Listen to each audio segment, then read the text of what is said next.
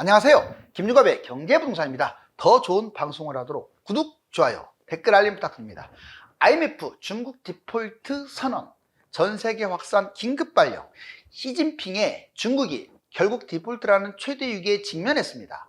인구 감소와 부동산이 표면적 위기이지만 미국과 충돌을 통하여 수출과 미래 핵심 산업이 붕괴되는 것이 근본 원인입니다.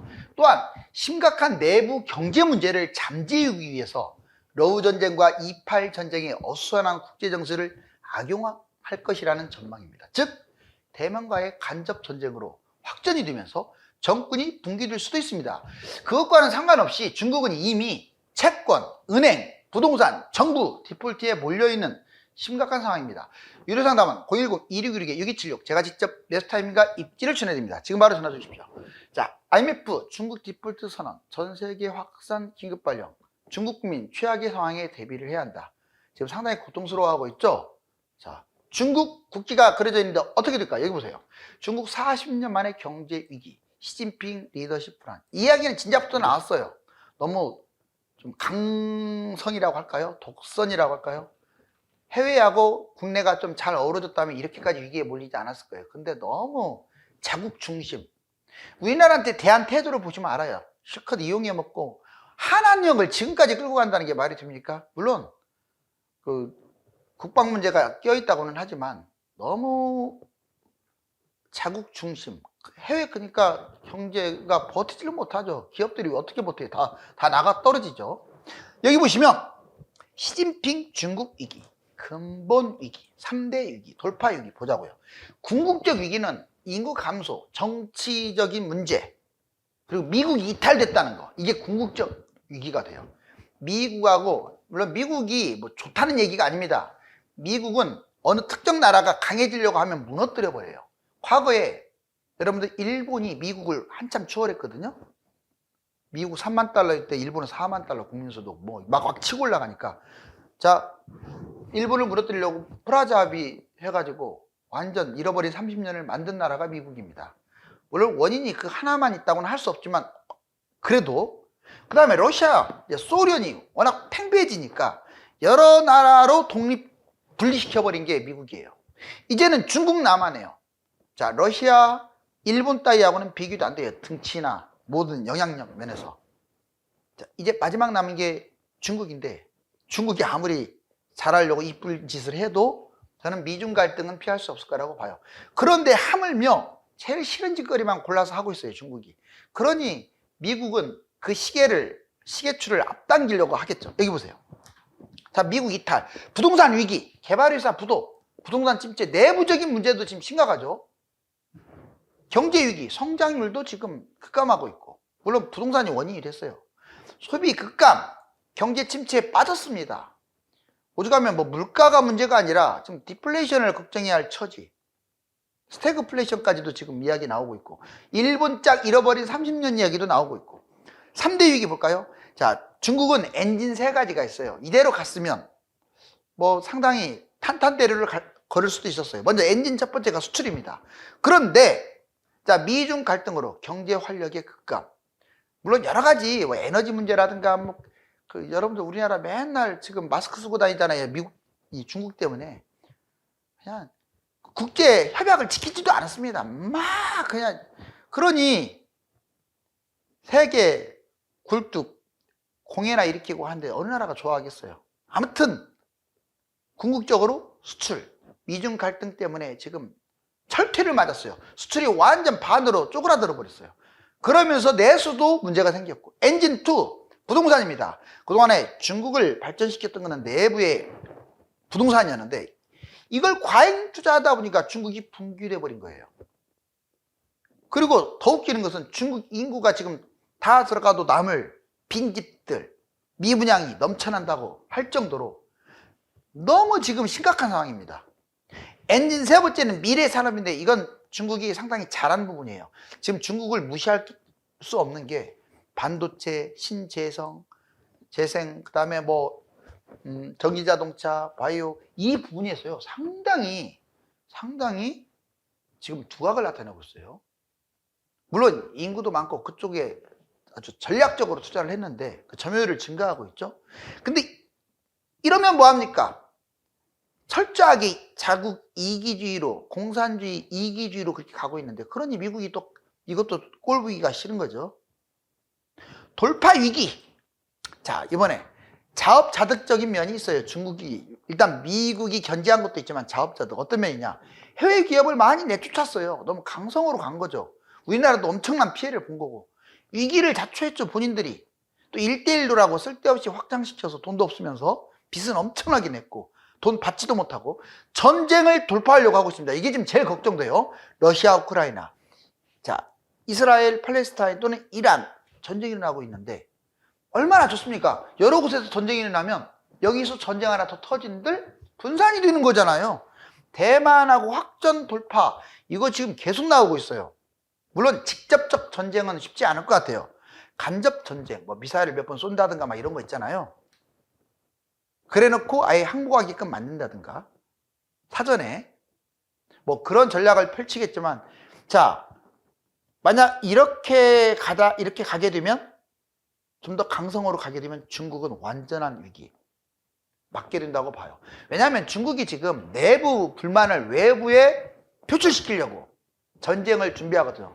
옛날에 역사만 봐도 그렇잖아요. 자, 토요토미만 봐도 내부 문제를 밖으로 지금 표출시키려고 전쟁을 일으킨 거고, 여기 똑같아요, 지금 상황이. 또 그것만이 아니라 대만을 발전이 많이 했잖아요. 또 먹거리도 많잖아요, 대만이. 그러니까 자기 수중에 넣으려고 하고 있고, 홍콩 넣듯이.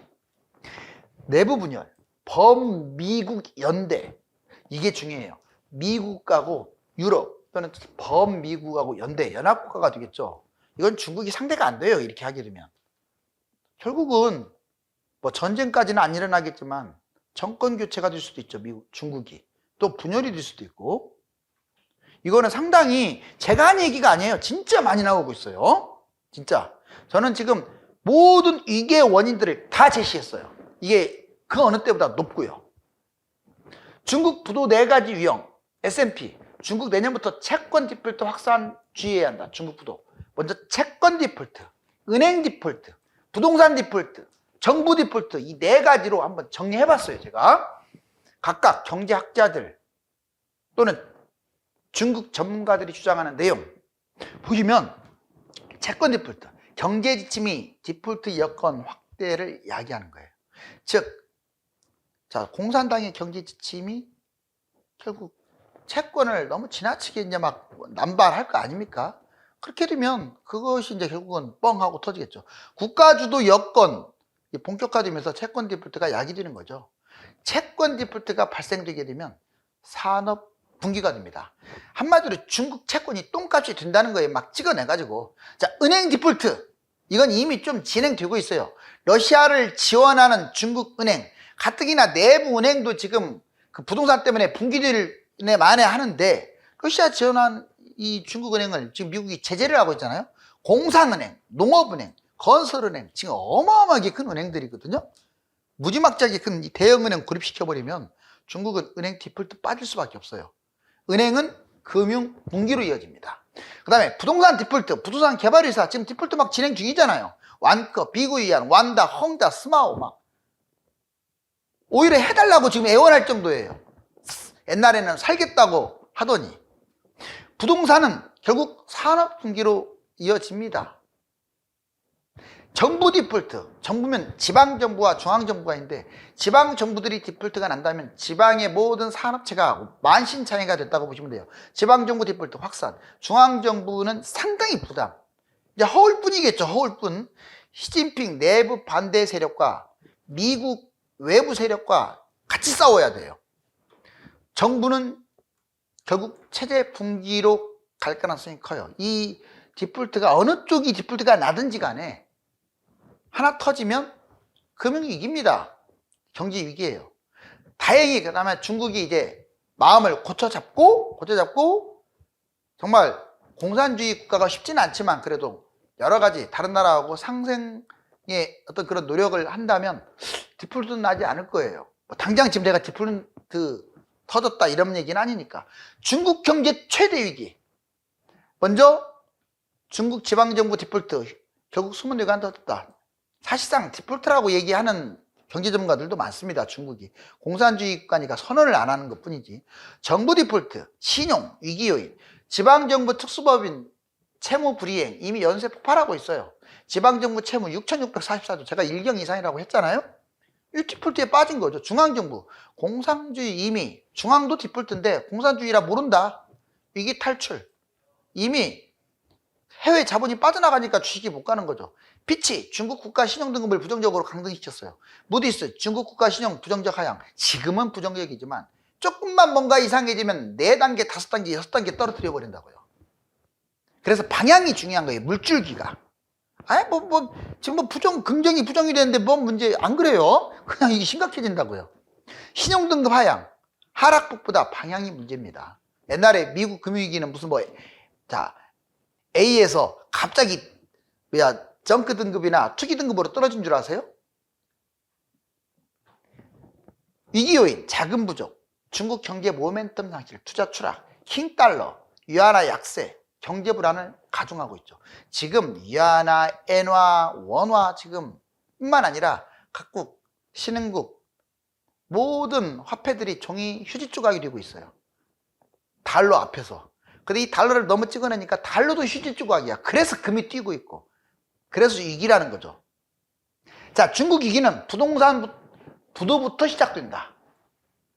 피치, 중국 국가 신용등급까지도 부정적으로 강등했는데 이제 완커그룹, 중국 민영부동산의 1위입니다. 얘가 31년 만에 배당까지 중지하고, 자, 무디스가 정크 등급까지 강등시켜버렸어요. 사실상 디폴트로 보시면 되고, 완커 위기, 부동산 PF 정산, 충당급 적립, 이게 지금 원인이 됐죠. 비구 위안, 청산조청, 5월 심리, 홍콩거래소 거래 중지됐습니다. 자, 달러 채권에 대한 이자 미지급 디폴트, 지금 엄청 큰 부동산 개발회사잖아요. 4조 5천억 영업 손실. 위안화 채권 이자도 지금 미납 상태예요. 기타 헝다는 많이 들어봤죠. 완다, 스마오. 전반적으로 지금 부동산 부도가 원인이었지만, 자, 국내외 여러 가지 문제, 아까 정치적인 문제, 미국과의 경쟁, 이런 부분들이 중국을 파멸로 이끈 거죠. 자, 중국 부도, 한국 피해와 대응책. 일단 솔직히 말씀드리면 중국이 아예 선언을 하면서 IMF에 완전히 빠져버렸다. 그러면 전 세계는 다 이제 주가 반토막 간다고 보시면 돼요. 코스입니다, 코스. 우리나라만 문제가 되는 게 아니라 미국도 반토막, 유럽도 반토막, 더 취약한 나라는 80%까지도 빠지겠죠. 주가만 빠지겠어요. 모든 것들이 그렇게 빠지는 거예요. 현금도 완전히 2배 가까이 치솟겠죠. 우리나라는 예전에 1000 정도 갔던 게 미국발 금융위기 때 한 1580이니까 한 1600으로 뛰었어요. 환율이. 이번에 지금 현재 1300, 400이니까 1580, 1600으로만 뛰면 좋겠는데 2000 갈 수도 있어요. IMF 때처럼. 그건 지금 장담을 못 합니다. 중국 부도, 우리나라 그러니까 대응을 잘해야 돼요. 설령 부도가 나더라도 완전 망가져서는 안 되고, 예전에 미국이 글로벌 금융위기를 일으켰을 때 우리나라가 제일 먼저 회복을 했거든요. 그렇듯이 살아나기만 하면 더 강력해질 수가 있는 거죠. 그래서 미리 대비를 해야 돼요. 자, 예상 피해, 경기 침체, 수출 감소, 불확실성 급격한 침체. 우리나라가 생각보다 막 수출이 증가하지 않는 이유는 바로 이런 부분들이 있어요. 중국의 어떤 문제들도. 금융과 부동산 변동, 자본이 이탈되고 위험자산이 폭락, 특히 막 주가가 폭락하고 집값이 폭락하고 그래버리면 더 문제가 발생해요. 경제위기, 대부분 국가는 다 경제위기, 금융위기로 확산될 텐데 우리나라도 이제 반토막이 나더라도 바로 일어설 수 있도록 준비를 해야죠. 그럼 대응책이 뭐가 있느냐? 수출을 다변화해야 돼요. 내수도 강화해야 하고, 내수라도 살아야 버티죠. 국내외 경쟁력을 강화시키자. 그 다음에 금융을 안정시켜야 돼요. 은행, 1금융권, 2금융권 다. 지금처럼 가면 안 돼요. 산업 구조조정. 자꾸 끝까지 버티려고 할 게 아니라 기업체라든가 이런 데는 어쩔 수 없이 구조조정해야 돼요. 자를 건 자르고. 어떻게 다 끌고 갑니까? 나라는 망하게 가는데. 그래야 빠른 경제 회복이 되는 거예요. 대외협력 강화, 주변국 협력을 통해서 반사 이익. 그렇죠. 협력만큼 좋은 게 없어요. 전 세계로 서비스 외교를 하러 다녀야죠. 자, 회복력. 가장 먼저 반응. 우리나라는 대외 수출입 의존도가 크다 보니까 가장 먼저 반응해요. 만약 중국이 터졌다 그러면 우리나라가 제일 많이 빠질 거예요. 먼저 빠질 거예요. 그런데 회복도 가장 먼저. 대의존도 높아서 급추락. 가장 먼저 또 회복합니다. 대의존도 높아서. 그런데 이걸 아셔야 돼요. 우리나라가 너무 망가져버리면 회복이 느릴 수가 있어요. 안 될 수도 있어요. 항상 그거에 대비해야 돼요. 회복이 되느냐 안 되느냐. 사전에 철저하게 준비해야겠죠. 이거는 국가가 1순위지만 개인한테도 해당돼요. 나라는 회복됐어도 본인의 회복이 안 될 수도 있는 거고, 나라는 회복이 안 됐어도 물론 다 망하겠지만 본인은 회복될 수 있어요. 그래서 국가는 국가대로, 본인은 본인대로, 개인은 개인대로. 자, 지금 1억으로 선별적 투자. 뭐 경제위기 터진다면서 뭔 투자냐 그러는데, 경제위기가 터질 확률이 50%가 넘는다고 보십니까? 저는 한 20% 정도로 봐요. 근데 20%로 무슨 호들갑을 떠느냐. 그 어느 때보다 높기는 해요. 그리고 터지면 진짜 위험하잖아요. 보통 경제위기 얘기를 잘 안 하거든요. 근데 그 얘기가 나왔다는 것 자체가 그래도 전도 확률이 올라가죠. 하지만 그 20%의 목숨을 걸면 안 돼요. 안 터질 확률이 80%니까 이쪽은 야 이렇구나라고 이해를 하시고, 안 터지면 이제 계속 올라가는 거 아닙니까? 그러면 안 터지는 쪽에 포커스를 우선 두고 언제 뭘 해야 할 것인지에 대해서 집중해야 돼요. 그래서 이걸 참고 삼아서 도와드릴게요. 자, 1억 가지고 돈 굴리기. 나 1억밖에 없다. 아파트 갭 투자. 서울 외곽 지금 이제 1억대로도 가능해요. 왜? 전세값이 뛴 바람에 10평대 400세대 이상 노후 아파트를 잡을 수가 있습니다.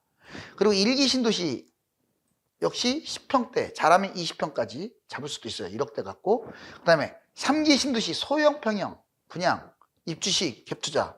그렇죠. 1억대면 한 20평짜리들 3억이 분양했다. 3억 5천, 4억이 분양했다. 우리 입지 좋은 데는 더 세게 분양하겠죠. 한 6억, 5억 이렇게. 그런데 얼마든지 분양받을 수가 있습니다. 서울 재개발. 자, 재개발 빌라. 이거는 이렇게 보시면 돼요. 그냥 뉴타운 재개발 또는 요즘 유행하는 모아타운, 신속통합 이런데. 서울 10년 내에 재개발 가능한 빌라 갭투자. 서울 GTX, 신속통합, 모아타운 대규모의 빌라. 그 다음에 서울 500세대 이상 추진이 조합 진행 중인 빌라. 한마디로 당장 추진이 속도가 빠르지 않더라도 재개발을 할 곳을 잡으라 이 말이에요. 그냥 순수 빌라는 망조입니다. 자, 우량 주식, 레버리지. 주식도 이상한 주식 말고 좀 삼성전자라든가 현대차, 우량 주식 딱 2개만 저는 찝어줄게요. 얘들 끌고 가게 되면 계속 올라갈 가능성이 커요. 왜? 지금 미국, 유럽보다 우리나라 주식이 제일 전망이 밝아요. 못 갔기 때문에 밝은 거예요. 못 갔기 때문에. 중국처럼 가지는 않을 거예요, 우리나라가. 중국은 빌빌빌 거릴 가능성이 커요. 우리나라하고 또 달라요. 그동안에 우리나라 주식이 중국처럼 갔는데 이제 조금 벗어나고 있잖아요. 그러면 미국보다 2배, 3배 속도로 우리나라 주식이 올라갈 겁니다. 다만 다 뛰는 게 아니에요. 우량주는 확실하게 가잖아요. 코스피 추종 펀드, ETF에서도 인버스보다는 레버리지를 좀 추천할게요. 올라가는데 먹는 것들. 안 해본 사람 하지 마시고요. 괜히 투자했다가 잃어가지고 원망하지 마시고. 자, 미중 패권. 이거 진짜 중요해요. 여기 보세요. 지금 프라자 합의 91년 그리고 소련 붕괴 거의 비슷하죠. 지금 미국이 사실상 다 관여를 한 거예요. 이제는 중국이 너무 올라오니까 중국을 무너뜨리려고 하고 있잖아요. 다시 커지는 G2국가. 그러니까 중국이요, 미국이 100이라면 중국이 76.4까지 올라왔어요. 경제 비중이. 그런데 지금 64.0으로 급추락하고 있죠. 왜? 미국이 뺀찌를 놓고 있잖아요, 지금.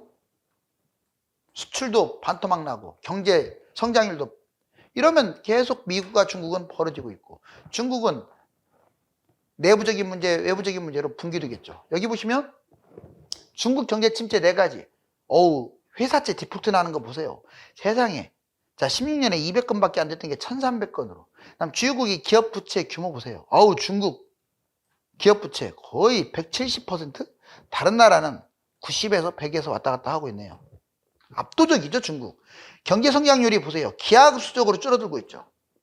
이거 심각한 거죠. 특히 8.4까지 회복을 했다가 다시 또 줄어드는 것은 미국의 역할이 커요. 그 다음에 여기 보시면 주가 한번 볼까요? 니케이는 이유 없이 날아가고 있어요. 뭐 지금 일본이 잘 나가는 국가도 아닌데, 코스피는 중국을 따라가는 듯 하더니 조금 벗어나서 이제 올라가고 있고, 지금 상하이는 그냥 곤두박질. 자, 이걸 보면 중국이 얼마나 심각한지 알겠죠? 자, 과연 중국이 IMF가 터질까요? 중국 위기가 시간이 흐를수록 현실화되고 있습니다. 만일 중국발 경기 위기가 없다면 부동산은 서울 상승, 비서울 하락의 양극화로 갈 겁니다. 감사합니다.